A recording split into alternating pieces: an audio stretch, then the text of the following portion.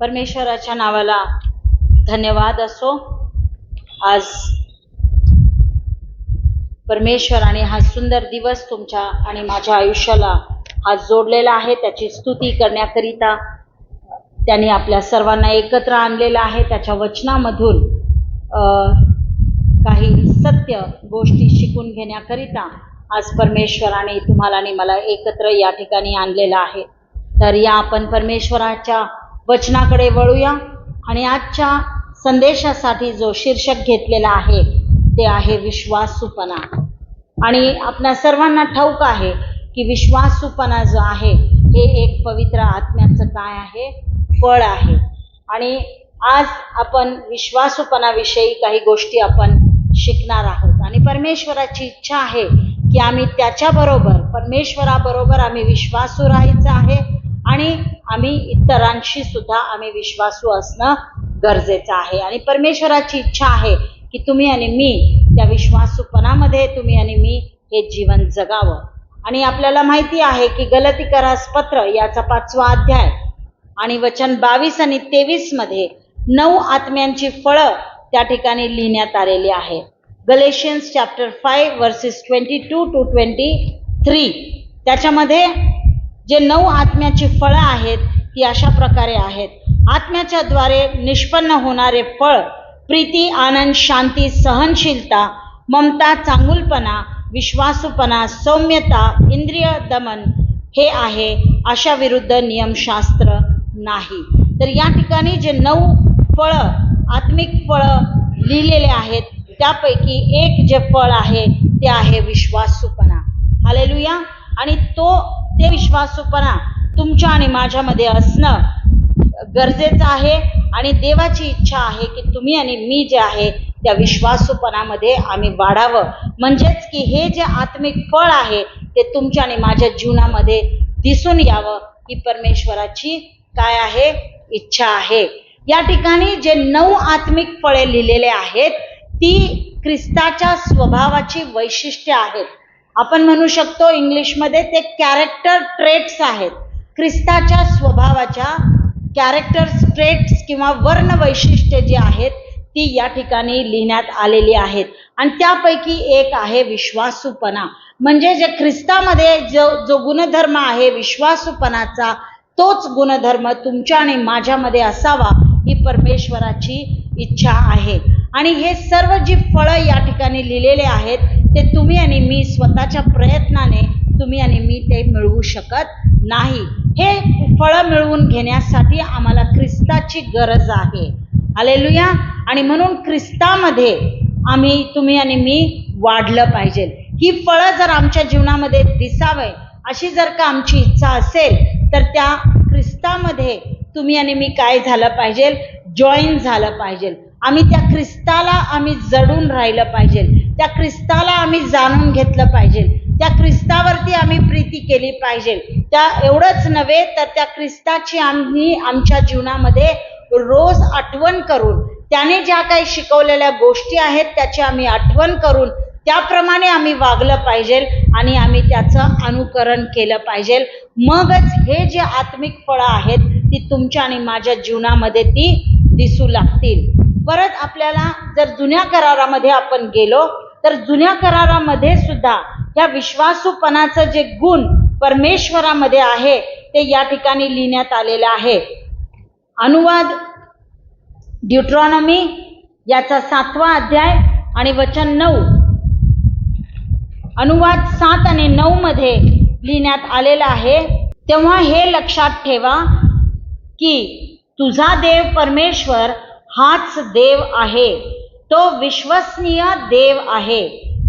जे त्याच्यावर प्रेम करीतात व त्याच्या आज्ञा पाळतात त्यांच्या हजारो पिढ्यांपर्यंत तो आपला करार पाळून त्यांच्यावर दया करीतो। हालेलुया। हे आपल्याला लक्षात ठेवायला सांगितलेलं आहे की आमचा देव परमेश्वर हाच देव आहे। आणि तो कसा देव आहे तर तो विश्वसनीय देव आहे। त्या देवामध्ये जे क्वालिटी आहे, जे गुणधर्म आहे ते या ठिकाणी लिहिण्यात आलेलं आहे की तो विश्वसनीय देव आहे। आणि जे लोक त्या देवावरती प्रेम करतात, त्याच्या आज्ञा पाळतात, त्यांच्या हजारो पिढ्यांपर्यंत देव त्याचा करार पाळतो आणि त्यांच्यावरती तो दया दाखवतो असं म्हटलेलं आहे. हालेलुया. मग आमचा देव फक्त विश्वसनीय देवच नाही, तर त्याची त्याच्यामध्ये असणारा जो विश्वासूपणा आहे तो आकाशापर्यंत पोहोचलेला आहे. स्तोत्रसंहिता 36 वचन 5, साम्स 36 आणि वर्स 5 मध्ये लिहिलेलं आहे की his faithfulness reaches the clouds.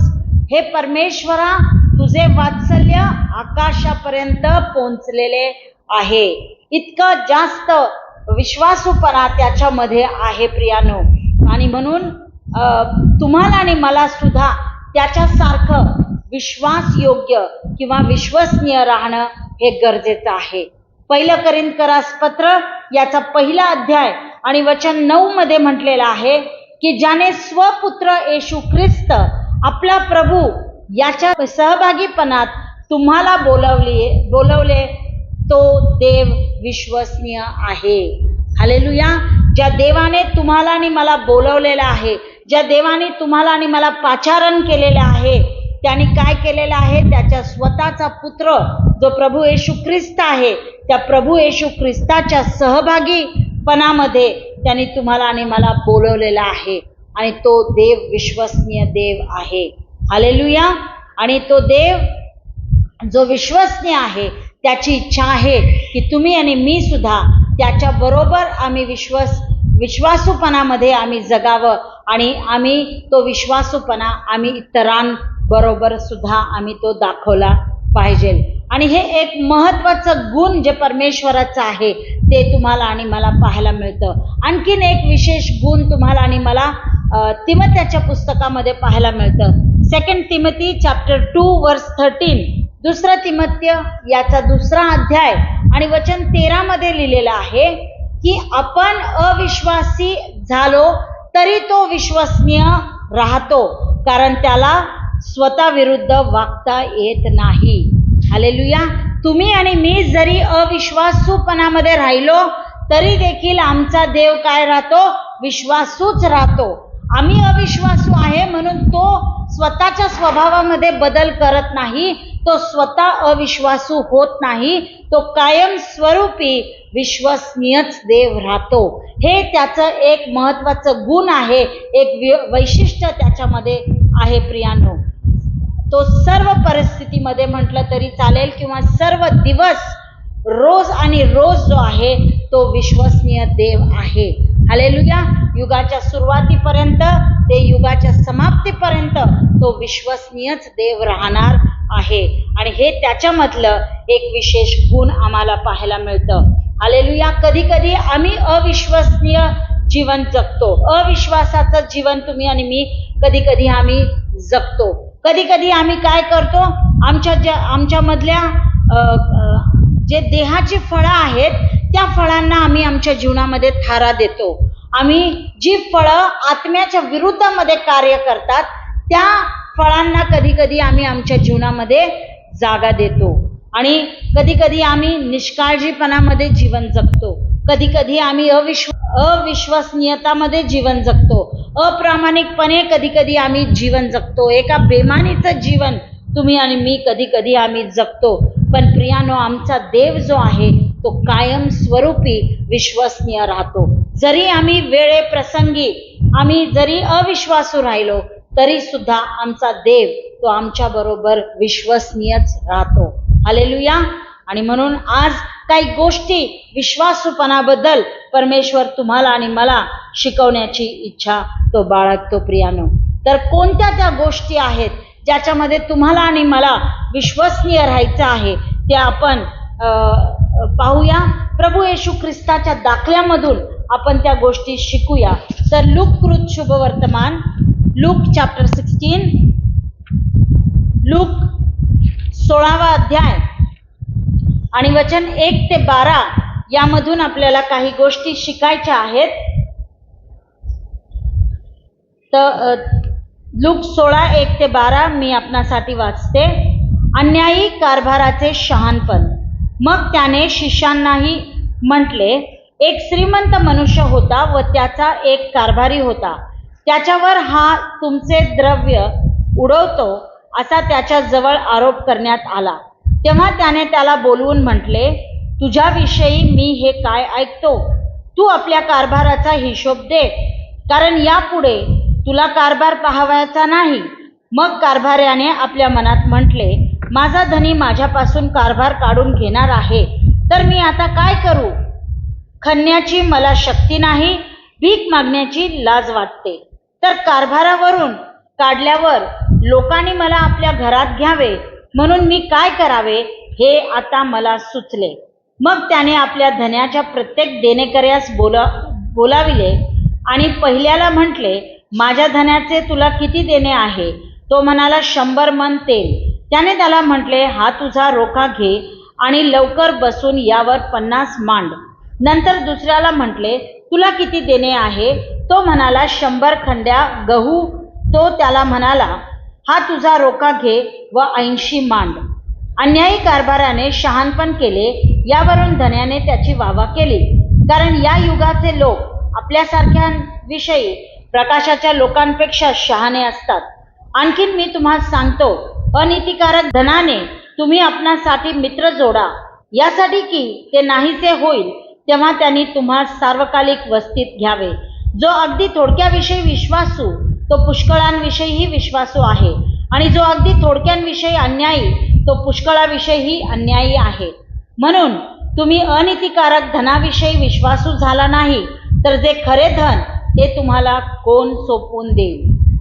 आणि जे दुसऱ्याचे त्याविषयी तुम्ही विश्वासू झाला नाही, तर जे आपले आहे ते तुम्हाला कोण देईल? हालेलुया.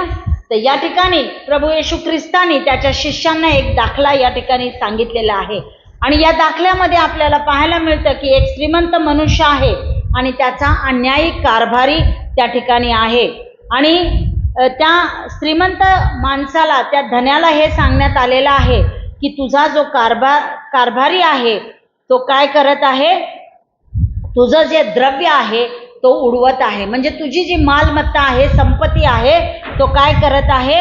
तो उडवून टाकत आहे, असा त्याच्यावरती आरोप लावण्यात आला. आणि मग त्या श्रीमंत माणसाने काय केलेलं आहे? त्या कारभाऱ्याला बोलवून त्याला प्रश्न केलेला आहे की हे मी तुझ्याबद्दल अशा प्रकारे मी ऐकत आहे, आणि म्हणून मी काय करणार आहे? आता तुला त्या कारभारावरून मी तुला काढून टाकणार आहे. आणि हे त्या श्रीमंत माणसाने सांगितल्याबरोबर त्या कारभाऱ्याला आता काय वाटू लागलं की आता माझ्याकडे शक्ती नाही, मी कसं आता मी दुसरं काम जाऊन करणार? मी खणण्याची मला शक्ती नाही असं म्हटलेलं आहे त्याने तिथे. आणि भीक मागण्याची काय होते? लाज वाटते. म्हणजे भीक मागून खाण्याचं किंवा श्रमाचं काम करण्याचं त्याला जमत नाही. म्हणून त्यांनी काय केलेलं आहे की आता त्याला काय करायचं आहे? लोकांकडून त्याला मदत हवी आहे. लोकांनी त्याला आपल्या घरामध्ये घ्यावं याकरिता तो काय करत आहे? त्या मालकाचे जे देणकरी होते त्या धनाच्या देणकऱ्यांना तो बोलवतो आणि प्रत्येक देणकऱ्यांना म्हणतो की तुला किती देणं आहे हे विचारतो, आणि जेवढं देणं आहे त्याच्यापेक्षा कमी मांड असं तो म्हणतो. आणि हे केल्याने काय? तो आपला शहाणपणा जो आहे तो त्या धन्यासमोर तो दाखवत आहे, आणि धनी काय करत आहे? त्याची त्या ठिकाणी वाहवा करत आहे. तर प्रियानो, या दाखल्यामधून प्रभू येशू ख्रिस्ताला एक तत्व तुम्हाला आणि मला सांगायचं होतं. कोणतं आहे ते तत्व? तर ते तत्व हे आहे की तुम्ही आणि मी जे आहे ते तुम्ही आणि मी न्यायी कारभार आम्ही केला पाहिजे. अन्यायी कारभार आम्ही करू नये, तर न्यायी कारभार तुम्ही आणि मी हा केला पाहिजे. प्रभू परमेश्वराने सर्व गोष्टी ज्या तुम्हाला आणि मला देऊ केलेल्या आहेत ते परमेश्वराकडून तुम्हाला आणि मला मिळालेलं एक धन आहे. ते तुम्हाला आणि मला परमेश्वराने फुकट दिलेल्या त्या गोष्टी आहेत. आणि जे काही परमेश्वराने तुम्हाला आणि मला देऊ केलेलं आहे त्याचा कारभारीपण करणं तुमचं आणि माझं कर्तव्य हे आहे. आणि म्हणून ते परमेश्वराकडून मिळालेलं जे काही साधन संपत्ती आहे ते परमेश्वराने तुम्हाला आणि मला दिलं आहे, यासाठी नाही की तुम्ही आणि मी आपली इच्छा पूर्ण करावी किंवा तुम्ही आणि मी आपला देह त्याच्यातून सार्थ करावा, पण हे यासाठी दिलेलं आहे की परमेश्वराचा ध्येय काय आहे ते ध्येय साकार होण्याकरिता किंवा परमेश्वराची इच्छा त्या गोष्टींच्या द्वारे प्रकट होण्याकरिता त्या गोष्टी तुमच्या आणि माझ्या स्वाधीन करण्यात आलेल्या आहेत. आणि म्हणून प्रियानो, आम्ही नेहमी हे लक्षात ठेवलं पाहिजे की आमच्याकडे जे काही धन संपत्ती आहे, जी मालमत्ता दिलेली आहे, ती परमेश्वराची देणगी आहे आणि त्याची काळजी घेणं किंवा त्याचा कारभारीपण करणं हे तुमचं आणि माझं कर्तव्य आहे. आणि जे आपल्या परमेश्वराचं ध्येय आहे ते ध्येय तुम्ही आणि मी पूर्ण करण्याच्या पाठीमागे तुम्ही आणि मी आपलं जीवन हे घालवावं यासाठी परमेश्वराने ते आपल्याला देऊ केलेलं आहे. आणि वचन 10 मध्ये तो काय म्हणतो की जो अगदी थोडक्याविषयी विश्वासू आहे तो पुष्कळाविषयी विश्वासू आहे, आणि जो थोडक्याविषयी अन्यायी तो पुष्कळाविषयीही अन्यायी आहे. म्हणजे याचा अर्थ काय आहे की ज्या छोट्या छोट्या गोष्टी तुमच्या हातामध्ये देऊ केलेल्या आहेत तर त्या विश्वासाने तुम्हाला दिलेल्या आहेत, तर तुम्ही सुद्धा त्यामध्ये विश्वासू राहून त्या गोष्टी तुम्ही विश्वासयोग्य त्या पार पाडल्या पाहिजेत किंवा त्या विश्वासयोग्य त्या तुम्ही केल्या पाहिजेत.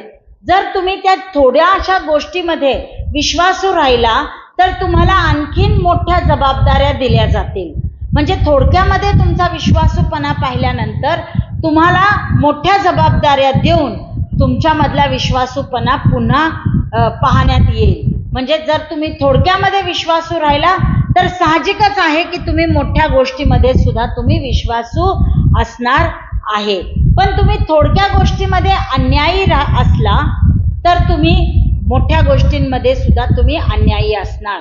तुम्ही अविश्वासू जर थोडक्या गोष्टीमध्ये राहिला तर मोठ्या गोष्टीमध्ये सुद्धा तुम्ही अविश्वासू राहणार. म्हणून मोठ्या गोष्टी तुमच्या हातामध्ये कोणी सोपवणार नाही. पहिल्यांदा छोट्या गोष्टी किंवा छोटंसं काम तुम्हाला देऊन लोक पाहतात की तुम्ही किती प्रामाणिकपणे ते करता, किती विश्वासूपणाने ते तुम्ही करता. आणि ज्यावेळेस तुम्ही ते छोटंसं काम प्रामाणिकपणे करता, विश्वासूपणाने करता, त्यावेळेस तुम्हाला मोठ्या गोष्टी तुमच्या हातामध्ये सोपवण्यात येतात. कारण जे कोणी विश्वासूपणामध्ये आणि प्रामाणिकपणामध्ये छोट्या गोष्टी करतात त्यांना प्रतिफळ मिळाल्याशिवाय राहत नाही. त्यांचं एकतर प्रमोशन होतं किंवा म्हणजेच त्यांना बढती मिळते किंवा त्यांच्या हातामध्ये अधिक जबाबदाऱ्या, मोठमोठ्या जबाबदाऱ्या दिल्या जातात. म्हणजेच की मोठमोठ्या जबाबदाऱ्या देऊन तुमच्यावरती अधिक विश्वास जो आहे तो ठेवला जातो की नक्कीच तुम्ही देखील विश्वासू राहून त्या मोठ्या गोष्टी किंवा ती मोठी कामगिरी जी तुम्हाला सोपवलेली आहे ती तुम्ही पार पाडणार आहे. त्याचं कारभारीपण जे आहे ते तुम्ही विश्वासयोग्यरित्या ते तुम्ही करणार आहे. हालेलुया. म्हणून आम्हाला विश्वासूपणामध्ये कार्य करायचं आहे. प्रामाणिक राहून छोट्या छोट्या गोष्टींमध्ये आम्ही विश्वासू राहणं, प्रामाणिक राहणं गरजेचं आहे. मगच तुम्हाला आणि मला बढती मिळणार आणि मोठी कामं आमच्या हातामध्ये सोपवली जातील. जर आम्ही छोट्या गोष्टींमध्ये फसवणूक जर का आम्ही केली तर तुम्हाला आणि मला विश्वासयोग्य हे समजलं जाणार नाही. कारण छोट्या गोष्टीमध्ये आम्ही फसवणूक केली तर साहजिकच आहे की तुम्ही आणि मी मोठ्या गोष्टींमध्ये सुद्धा आम्ही फसवणूक आम्हीही करणार. म्हणून पवित्र शास्त्र तुम्हाला आणि मला हेच सांगतं की देवाची इच्छा ही आहे की तुम्ही आणि मी जे आहे ते थोडक्या गोष्टीमध्ये तुम्ही आणि मी विश्वासू राहिलं पाहिजे. प्रथम थोडक्या गोष्टीमध्ये आणि नंतर मोठ्या गोष्टींमध्ये किंवा महान गोष्टीमध्ये आम्ही विश्वासू राहणं गरजेचं आहे. हालेलुया. दुसरी गोष्ट परमेश्वर आम्हाला हे शिकवतो ते वचन 11 मध्ये तिथं लिहिलेलं आहे. म्हणून तुम्ही अनीतिकारक धनाविषयी विश्वासू झाला नाही तर जे खरे धन ते तुम्हाला कोण सोपवून देईल. हालेलुया. या ठिकाणी अनीतिकारक धन लिहिलेलं आहे आणि खरे धन अशा दोन प्रकारच्या धनांविषयी त्या ठिकाणी लिहिलेलं आहे. जे अनीतिकारक धन आहे ते अनीतीच्या मार्गाने मिळवलेलं धन आहे. ते इमॉरल वेजनी कमवलेलं धन आहे. म्हणजेच की जे आपण या पृथ्वीवरचं धन बघतो तर हे पृथ्वीवरचं धन जे आहे किंवा हे जगिक धन जे आहे ते अनीतिकारक मिळवलेलं ते धन आहे. आणि ह्या ठिकाणी खरं धन जे म्हटलेलं आहे ते खरं धन जे आहे ते आम्हाला स्वर्गामध्ये मिळालेलं, प्राप्त झालेलं ते धन आहे. हालेलुया. ते हेव्हनली रिचेस आहेत. आणि हे जे आहे पृथ्वीवरचं धन आहे, जे अनीतिकारक धन आहे ते पृथ्वीवरचं धन आहे. आणि मग देव काय म्हणत आहे की त्या पृथ्वीवरचं धन जे आहे, जे नाशवंत आहे, जे काही युगासाठी तुम्हाला देव केलेलं आहे, जे अनीतीच्या मार्गाने कमवलेलं धन आहे, त्यामध्ये तुम्ही विश्वासू राहत नाही, तर तुम्हाला खरं धन जे स्वर्गामध्ये दिलेलं आहे त्याचं कारभारी पण तुम्ही कसं करणार? म्हणून परमेश्वर काय म्हणतो की आम्हाला काय करायचं आहे की जे कारभारीपण किंवा जे स्वर्गाच्या राज्याची जबाबदारी तुम्हाला आणि मला देऊ केलेली आहे, त्याच्यामध्ये तुम्हाला आणि मला प्रामाणिक राहणं आणि ते विश्वास योग्य पूर्ण करणं हे तुमचं आणि माझं कर्तव्य आहे. आणि म्हणून या ठिकाणी प्रश्न असा केलेला आहे की अनीतिकारक धनाविषयी तुम्ही विश्वासू नाही, तर खरे धन जे आहे ते तुम्हाला कोण देईल? मग याच्यावरून तुमची आणि माझी पण परीक्षा होते की आम्हाला जे धन पृथ्वीवरती मिळालेले आहे त्याच्यात आम्ही विश्वासू नाही, तर स्वर्गामधलं धन तुम्हाला आणि मला मिळणारच नाही. म्हणून आम्हाला काय करायचं आहे? प्रथम आम्हाला हे नैसर्गिकरित्या किंवा या पृथ्वीवरती मिळालेलं जे धन आहे त्याच्यामध्ये आम्हाला विश्वासू राहायचं आहे. आणि नंतर आध्यात्मिक गोष्टी ज्या परमेश्वराने तुम्हाला आणि मला देऊ केलेल्या आहेत, स्वर्गीय धन जे तुम्हाला आणि मला देऊ केलेले आहे, त्यामध्ये तुम्हाला आणि मला विश्वासू राहायचं आहे. ज्यावेळेस आम्ही ते देवाच्या राज्याची जबाबदारी पार पाडणार, ते कारभारी पण आम्ही चांगल्या प्रकारे करणार, त्यावेळेस नक्कीच तुम्हाला आणि मला स्वर्गामध्ये त्याचं प्रतिफळ हे मिळाल्याशिवाय राहणार नाही. कारण स्वर्गीय धन जे आहे ना, ते पृथ्वीच्या संपत्तीपेक्षा खूपच मौल्यवान ते आहे. आणि म्हणून तुम्हाला आणि मला विश्वास योग्य राहायचा आहे. जो पैसा आज परमेश्वराने आमच्या हातामध्ये दिलेला आहे, जी संपत्ती आज या पृथ्वीवरती आमच्या हातामध्ये दिलेली आहे, त्यामध्ये आम्हाला विश्वासूपण दाखवणं गरजेचं आहे. त्यामध्ये विश्वास योग्य आम्हाला राहण्याची गरज आहे. मगच देवाच्या राज्याचे धन सांभाळण्याच्या योग्यतेचं परमेश्वर तुम्हाला आणि मला समजणार आहे. हालेलुया. आणि म्हणून प्रियानो, सर्व बाबतीमध्ये त्या गोष्टी छोट्या असोत किंवा त्या गोष्टी मोठ्या असोत, सर्व बाबतीमध्ये तुम्ही आणि मी प्रामाणिकपणा दाखवणं हे फार गरजेचं आहे. तिसरी गोष्ट आम्हाला या ठिकाणी पवित्र शास्त्रामध्ये सांगितलेली आहे की काय देवाची इच्छा आहे. 12व्या वचनामध्ये म्हटलेलं आहे, आणि जे दुसऱ्याचे त्याविषयी तुम्ही विश्वासू झाला नाही, तर जे आपले आहे ते तुम्हाला कोण देईल? हालेलुया. ज्या परमेश्वराची इच्छा ही काय आहे की तुम्ही आणि मी दुसऱ्यांच्या गोष्टीमध्ये आम्ही विश्वासूपणा हा दाखवला पाहिजे, आणि नंतर आपल्या स्वतःच्या गोष्टींमध्ये आम्ही विश्वासूपणा हा दाखवला पाहिजे. जर दुसऱ्याची धनसंपत्तीचा आम्ही गैरवापर केला आणि आम्ही दुसऱ्यांबरोबर, मग आम्ही काय अपेक्षा करू शकतो की दुसरे आमच्या बरोबर कसे वागतील? आम्ही जर त्यांच्या धनसंपत्तीचा गैरवापर केला तर आमच्या सुद्धा धनसंपत्तीचा ते लोक गैरवापर करणार. म्हणून आम्हाला काय करायचं आहे की दुसऱ्याच्या गोष्टींविषयी सुद्धा आम्हाला विश्वासू राहायचं आहे. कारण जर आम्ही त्यांच्याबरोबर विश्वासू राहिलो नाही तर आमच्या गोष्टी सुद्धा आम्हाला त्या मिळणार नाहीत. आमच्या गोष्टीमध्ये सुद्धा आम्ही विश्वासू राहू शकणार नाही. दुसऱ्यांनी जी मालमत्ता आम्हाला सोपवलेली आहे, आमच्या हातामध्ये जी काही मालमत्ता त्यांनी दिलेली आहे किंवा जे काही कारभार त्यांनी तुम्हाला आणि मला सोपवलेला आहे, तो आम्ही व्यवस्थित रीतीने सांभाळणं हे तुमचं आणि माझं कर्तव्य आहे. आम्ही जर का ते सांभाळलं नाही तर मग आम्हाला वेगवेगळ्या आत्मिक गोष्टी किंवा वैयक्तिक नातेसंबंधामधून मिळणाऱ्या ज्या काही गोष्टी आहेत त्या तुम्हाला आणि मला सांभाळण्याकरिता त्या मिळणार नाहीत. म्हणून दुसऱ्यांच्या गोष्टीमध्ये प्रथम आम्ही प्रामाणिकपणा दाखवायचा आणि मग आपल्या स्वतःच्या गोष्टींमध्ये आम्ही प्रामाणिकपणा हा दाखवला पाहिजे. प्रियानो, आम्हाला प्रामाणिक राहायचं आहे, आम्हाला विश्वासू राहायचं आहे, ना की आम्हाला अविश्वासू जीवन हे जगायचं आहे. मग पवित्र शास्त्र विश्वासू व्यक्ती कोण आहे हे आपल्याला कसं ओळखता येईल याच्याविषयी सुद्धा पवित्र शास्त्र तुम्हाला आणि मला ज्ञान देतं. आम्ही कसं म्हणू शकतो की मी विश्वासू आहे किंवा समोरचा व्यक्ती विश्वासू आहे हे आम्ही कसं ओळखायचं, तर यासाठी सुद्धा ओळखण्याकरिता एक 4 पॉइंट्स मी तुम्हाला सांगते. सर्वप्रथम आम्ही कसं ओळखायचं, तर त्या विश्वासू व्यक्तीमध्ये देवासाठी किंवा परमेश्वरासाठी आदरयुक्त भय असतं. म्हणजे तो परमेश्वराचा आदर करतो आणि परमेश्वराचं भय बाळगून तो जीवन जगतो. तर नेहमियाचं पुस्तक याचा 7वा अध्याय आणि वचन 2 यामध्ये लिहिण्यात आलेलं आहे की नेहम्याने हनानीविषयी त्या ठिकाणी जे काही लिहिलेलं आहे, जे गुण त्या ठिकाणी लिहिलेले आहेत ते तिथं आपल्याला पाहायला मिळतात. नेहम्या चॅप्टर 7 वर्स 2 त्या ठिकाणी म्हटलेलं आहे, तेव्हा मी आपला भाऊ हनानी व गढीचा अधिपती हनन्या यास यरुशलेमेचे अधिकारी नेमले. हा हनन्या इमानी असून इतर पुष्कळ लोकांहून देवाचे भय विशेष बाळगीत असे. हालेलुया.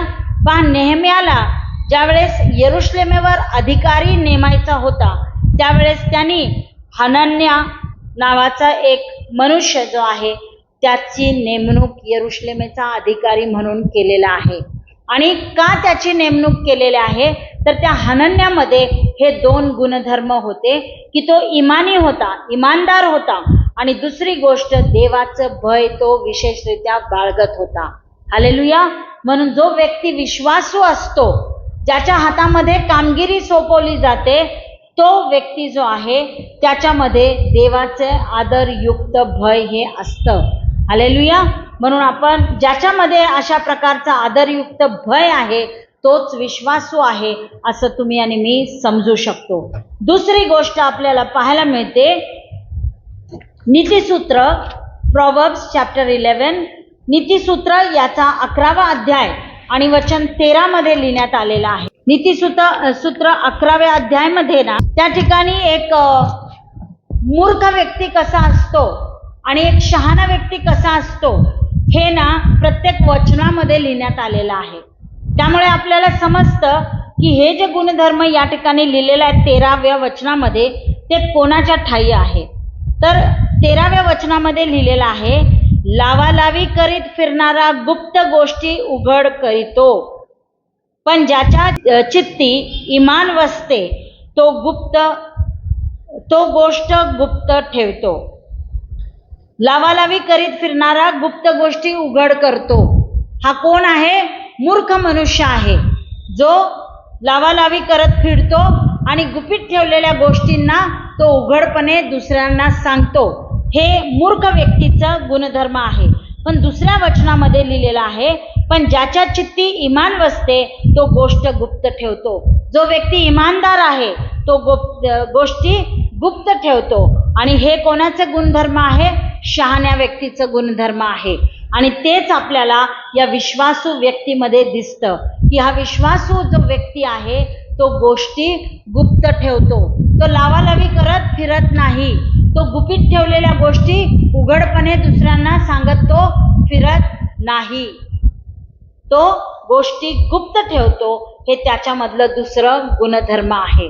तिसरी गोष्ट आम्हाला याच नीतिसूत्रामध्ये आपल्याला पाहायला मिळते, पण 14व्या अध्यायामध्ये 14 वचन 5 नीतिसूत्र 14 वचन 5 मध्ये लिहिलेलं आहे, विश्वासू साक्षी खोटे बोलत नाही. खोटा साक्षी मुखाने असत्य वदतो. तो विश्वासू साक्षी काय आहे? खोटं बोलत नाही. तर त्याची तिसरी ओळख ही आहे की तो विश्वासू व्यक्ती खोटं बोलत नाही. नेहमीच तो खरं बोलतो. नेहमी तो सत्याच्या बाजूने तो उभं राहतो. ही त्याची तिसरी ओळख आहे. आणि चौथी ओळख ही आहे की आपल्याला नीतिसूत्र 20वा अध्याय आणि वचन 6 मध्ये आपल्याला पाहायला मिळतं, दयेचा आव घालणारे बहुत आहेत, पण भरोशाचा मनुष्य कोणास मिळतो. हालेलुया. या ठिकाणी म्हटलेलं आहे की दयेचा आव घालणारे पुष्कळ आहेत. पुष्कळ लोक आपल्याला तसे मिळतील, ढोंगी लोक जे दया दाखवण्याचं फक्त आव आणतात. ते खऱ्या रीतीने त्यांच्यामध्ये दया नसती, खऱ्या रीतीने त्यांच्यामध्ये विश्वासूपणा नसतो, त्यांच्यावर कोणीही भरोसा सहज टाकू शकतो का, तर ते फसवणूक करतात. असे पुष्कळ लोक आपल्याला पाहायला मिळतील. पण ज्याच्यावरती भरोसा टाकता येईल असे लोक शोधायला आपल्याला फारच कमी भेटतात, शोधून फारच कमी भेटतात. म्हणजे जो व्यक्ती विश्वासू आहे त्याला शोधणे दुर्मिळ आहे असं पवित्र शास्त्र म्हणतं. तर हे 4 जे गुणधर्म आहेत ते आपल्याला विश्वासू व्यक्तीमध्ये दिसून येतात.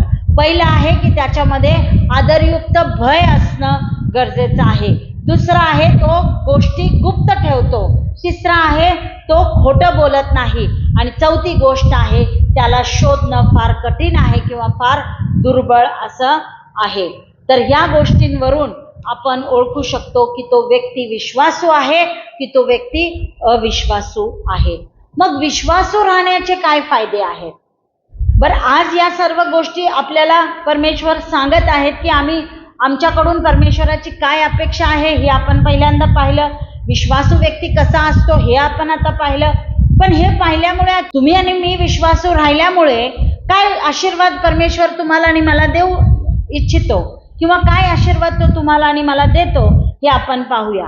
तर सर्वप्रथम परमेश्वर जो आशीर्वाद तुम्हाला आणि मला देतो ते वचन या लूककृत शुभवर्तमान याचा 16वा अध्याय आणि वचन 10 मध्ये आणि त्याचबरोबर लूक 19:17 मध्ये लिहिण्यात आलेलं आहे की छोट्या छोट्या गोष्टींमध्ये विश्वासू राहिल्याने आम्हाला मोठे प्रतिफळ मिळते. हालेलुया.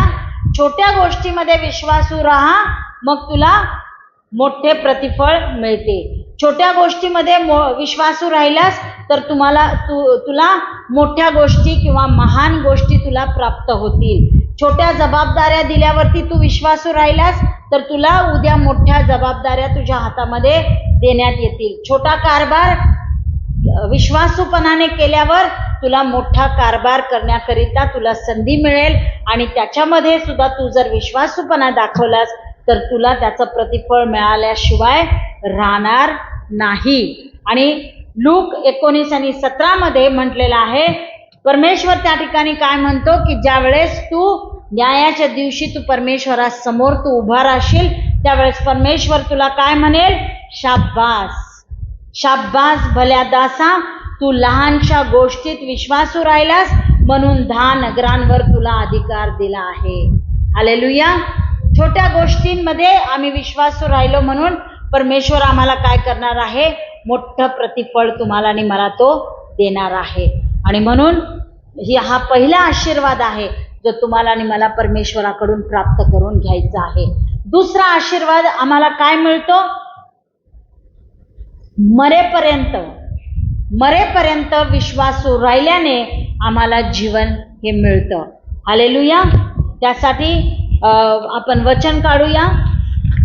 प्रगटीकरण याचा 2रा अध्याय, रेव्हेलेशन्स चॅप्टर 2 वर्स 10. प्रगटीकरण याचा 2रा अध्याय आणि वचन 10 मध्ये म्हटलेलं आहे, तुला जे काही सोसावे लागणार आहे त्याचे भय धरू नको. पहा, तुमची परीक्षा व्हावी म्हणून सैतान तुम्हापैकी कित्येकास तुरुंगात टाकणार आहे आणि तुमचे 10 दिवस हाल अपेष्टेत जातील. मरेपर्यंत तू विश्वासू राहा म्हणजे मी तुला जीवनाचा मुकुट देईन. हालेलुया. प्रगटीकरण याचा 2रा अध्याय वचन 10च्या शेवटच्या भागामध्ये ते लिहिलेलं आहे, मरेपर्यंत तू विश्वासू राहा म्हणजे मी तुला काय करेन, जीवनाचा मुकुट देईन. हालेलुया. या ठिकाणी परमेश्वराने म्हटलेलं नाहीये की मी तुला राजशाही मुकुट देईन. या ठिकाणी असं म्हटलेलं आहे की मी तुला जीवनाचा मुकुट, त्या सार्वकालिक जीवनाचा मुकुट तो तुम्हाला आणि मला देऊ करणार आहे. जेव्हा आम्ही प्रामाणिकपणाने जी धाव तुमच्या आणि माझ्या समोर ठेवलेली आहे ती धाव जर आम्ही विश्वासूपणामध्ये जर का आम्ही धावली आणि मरणाच्या शेवटच्या श्वासापर्यंत तुम्ही आणि मी जर का आम्ही विश्वासू राहिलो तर परमेश्वर तुम्हाला आणि मला ते जीवन जे सार्वकालिक जीवन आहे ते तुम्हाला आणि मला प्राप्त करून तो देणार आहे. हा दुसरा आशीर्वाद तुमच्या आणि माझ्यासाठी परमेश्वराने ठेवलेला आहे. हालेलुया. तिसरा आशीर्वाद काय आहे? तर तिसरा आशीर्वाद हा आहे की परमेश्वर विश्वास ठेवणाऱ्यांचे रक्षण करतो. गॉड प्रिझर्व्स द फेथफुल असं म्हटलेलं आहे. तो काय करतो? परमेश्वर विश्वास ठेवणाऱ्यांचे रक्षण करतो. स्तोत्रसंहिता साम्स 31 स्तोत्रसंहिता 31:23. अहो परमेश्वराचे सर्व भक्त हो, तुम्ही परमेश्वरावर प्रेम करा. परमेश्वर विश्वास ठेवणाऱ्यांचे रक्षण करीतो, गर्विष्ठांचे पुरेपूर पारिपात्य करीतो. परमेश्वर विश्वास ठेवणाऱ्यांचे काय करतो? रक्षण करतो. हालेलुया. जे त्याच्यावरती विश्वास ठेवतात, जे त्याच्या बरोबर विश्वास योग्य राहतात, त्यांचं तो रक्षण करतो. परमेश्वर तुमचं आणि माझं जे आहे ते रक्षण करतो. ज्यावेळेस आम्ही नैतिक प्रामाणिकपणा आम्ही त्याच्या बरोबर आम्ही दाखवतो, प्रामाणिकपणे आम्ही जीवन जगतो, विश्वास योग्य जीवन जगतो, त्यावेळेस एक विशेष कृपा त्याची तुमच्या आणि माझ्यावरती असते आणि तो तुमचं आणि माझं संरक्षण करतो म्हटलेलं आहे. कशापासून संरक्षण करतो? पापापासून तो संरक्षण करतो आणि दुष्टापासून तो तुमचं आणि माझं संरक्षण करतो. हे जग आणि जगिक गोष्टी, ज्या वाईट गोष्टी या जगामध्ये चाललेल्या आहेत, त्यापासून तो संरक्षण करतो. वेगवेगळ्या आजारांपासून, रोगराईपासून, घातकमरीपासून तो तुमचं आणि माझं संरक्षण करतो. सैतानाच्या जळक्या बाणांपासून तो तुमचं आणि माझं संरक्षण करतो. सैतानाच्या दुष्ट योजनेपासून तो तुमचं आणि माझं संरक्षण करतो. ज्या गोष्टी तुम्हाला आणि मला ख्रिस्तापासून लांब करतील किंवा ख्रिस्तापासून तुम्हाला आणि मला वेगळं करतील, अशा सर्व गोष्टींपासून तो तुम्हाला आणि मला काय करतो? संरक्षण देतो. तो तुम्हाला आणि मला यासाठी सुरक्षित ठेवतो की आम्ही जे आहे ते त्या स्वर्गाच्या राज्याचे तुम्ही आणि मी भागीदार होण्याकरिता, त्या स्वर्गामध्ये जो ख्रिस्त आहे त्या ख्रिस्ताच्या गौरवाकरिता तो तुमचं आणि माझं काय करत आहे? संरक्षण करत आहे. आणि म्हणून आम्हाला काय करायचं आहे? त्या देवाबरोबर आम्हाला विश्वासू राहायचं आहे. मगच तो देव जो आहे तो त्याचे नेत्र तुमच्या आणि माझ्याकडे लावणार आणि तो तुम्हाला आणि मला सुरक्षित ठेवणार. एवढंच नव्हे तर चौथा आशीर्वाद जो त्यांनी तुम्हाला आणि मला देऊ केलेला आहे तो देखील स्तोत्रसंहितामध्ये लिहिलेला आहे. स्तोत्रसंहिता 101:6 स्तोत्रसंहिता साम्स 101:6. देशातील विश्वासू जन माझ्या जवळ राहावे म्हणून माझी त्यांच्यावर नजर असते. सात्विक मार्गाने चालणारा माझा सेवक होईल. हालेलुया. या ठिकाणी म्हटलेलं आहे की देवाचे नेत्र जे आहेत, देवाची नजर जी आहे ती कोणावर लागलेली आहे? तर जे विश्वासू आहेत, जे सात्विक मार्गाने चालतात त्यांच्यावरती त्याची नजर लागलेली आहे. आणि काय देव म्हणतो की ते विश्वासू लोक जे आहेत ते माझ्याजवळ राहावेत, अशी कोणाची इच्छा आहे?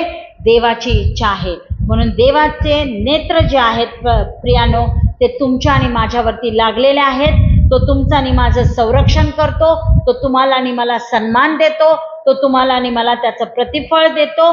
सर्व जे आशीर्वाद त्याने तुमच्या आणि माझ्यासाठी देऊ केलेले आहेत त्या सर्व आशीर्वादांची ओतणी तो तुमच्या आणि माझ्या जीवनामध्ये तो करतो.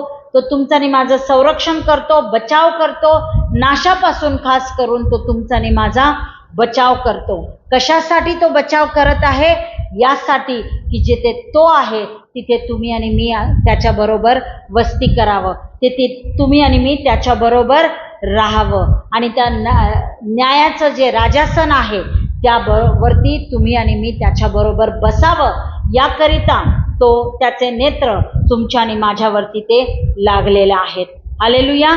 यासाठी लागलेले आहेत की आम्ही सतत त्याच्याबरोबर असावं आणि आम्ही त्याच्याबरोबर राहून त्या सहभागितेमध्ये तुम्ही आणि मी जे आहे ते भाग घ्यावं. याकरिता त्याचे नेत्र तुमच्या आणि माझ्यावरती लागलेले आहेत. प्रियानो, आम्ही फक्त या भूतलावरती या पृथ्वीवर असतानाच आम्ही फक्त त्याच्या सहभागितेमध्ये या चर्चमध्ये यावं. एवढंच नव्हे तर आम्ही स्वर्गामध्ये गेलो तरी सुद्धा आम्ही त्याच्या आणि ख्रिस्ताच्या सहभागितेमध्ये आम्ही त्याच्याबरोबर त्याच्या न्यायाच्या आसनावरती आम्ही बसावं ही परमेश्वराची इच्छा आहे. आणि त्यासाठी त्याचे नेत्र जे आहे ते विश्वासू जनांवरती लागलेले आहेत, यासाठी की ते विश्वासू जन नेहमी त्याच्या बरोबर राहावेत. हालेलुया. हा तुम्हाला आणि मला दिलेला चौथा आशीर्वाद आहे प्रियानो, विश्वासूपणामध्ये राहण्याचा. आणि शेवटचा आशीर्वाद हा आहे ते नीतिसूत्र याचा 28 अध्याय आणि वचन 20 मध्ये लिहिण्यात आलेला आहे की विश्वासू माणसाला आशीर्वादांची रेलचेल होते. हालेलुया. इंग्लिश बायबलमध्ये लिहिलेलं आहे, faithful man shall abound with blessings. Hallelujah. नीतिसूत्र 28 आणि 20 वचन. स्थिर मनाच्या मनुष्याला आशीर्वादांची रेलचेल होते. हा स्थिर मनाचा मनुष्य मराठी बायबलमध्ये लिहिलेला आहे, पण इंग्लिश बायबलमध्ये लिहिलेला आहे विश्वासू मनुष्य. हालेलुया. विश्वासू मनुष्याला आशीर्वादांची रेलचेल होते, म्हणजेच की तो सर्वांच्या द्वारे तो मूल्यवान ठरतो. सर्व लोकांच्या नजरेमध्ये तो मूल्यवान ठरतो, त्याचं काहीतरी मोल आहे आणि म्हणजेच त्याला महत्त्व आहे. आणि एवढंच नव्हे तर देवाचं वचन आम्हाला सांगतं की आशीर्वादांची रेलचेल त्याच्या जीवनामध्ये असते. म्हणजे सर्व प्रकारचा पुरवठा परमेश्वर त्याच्या जीवनामध्ये करतो. सर्व प्रकारचे आशीर्वाद देऊन परमेश्वर त्याला आशीर्वादित करतो. कृपेचा आशीर्वाद त्याच्यावर आहे. विपुल आशीर्वाद परमेश्वर त्याला देतो आणि त्या विपुल आशीर्वादांमध्ये भरपूर काही गोष्टी येतात. पापांची क्षमा येते, न्यायी धार्मिकता येते, दत्तकपणाचा आत्मा त्यांनी तुम्हाला आणि मला देऊ केलेला आहे, सार्वकालिक जीवन त्यांनी तुम्हाला आणि मला देऊ केलेलं आहे आणि आम्हाला सुख, शांती, समाधान ही सर्व आत्मिक फळं, भरपूर काही आशीर्वाद जे आहेत, हे अशा आशीर्वादांची रेलचेल जे आहे ते तुमच्या आणि माझ्या जीवनामध्ये असणार जर का तुम्ही आणि मी विश्वासू राहिलो तर. आणि म्हणून हे लक्षात आम्ही ठेवलं पाहिजे की विश्वासू मनुष्याबरोबर नेहमी ख्रिस्त असतो आणि ज्याच्याबरोबर ख्रिस्त आहे त्याला सर्व गोष्टींमध्ये विपुलता प्राप्त होते.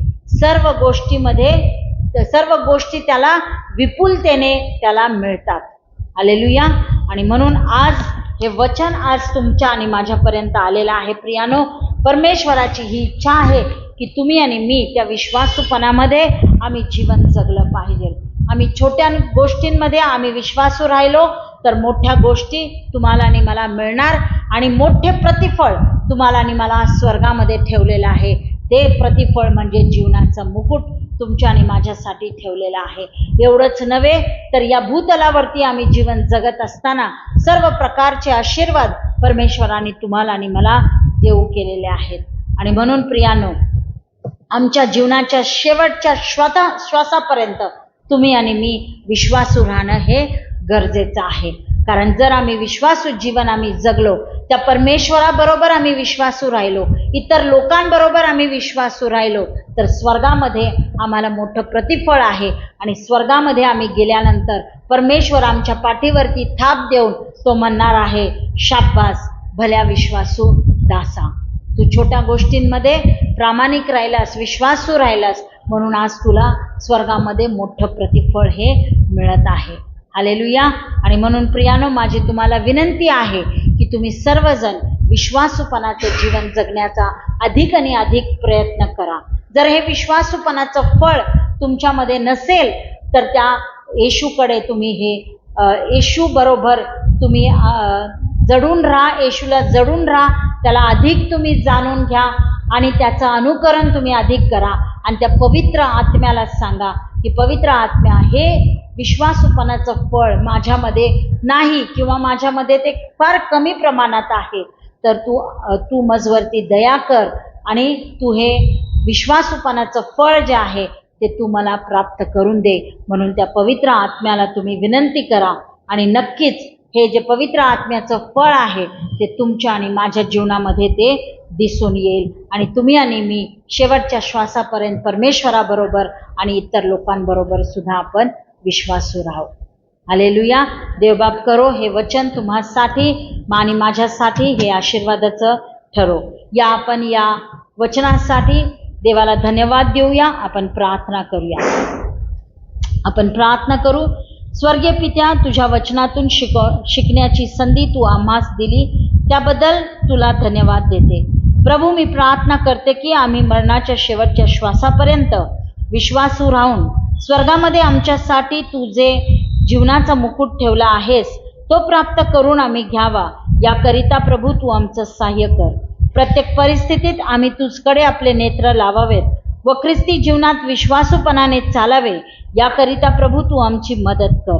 आम्ही तुझवर प्रीती करीतो, आम्ही तुझा आदर करतो आणि प्रभू तू आमच्याशी विश्वसनीय आहेस त्याबद्दल बापा आम्ही तुझ्या नावाला धन्यवाद देतो. ही प्रार्थना आम्ही प्रभू येशू ख्रिस्ताच्या नावामध्ये आम्ही केली म्हणून तू ऐक पित्या. आमेन. आमेन.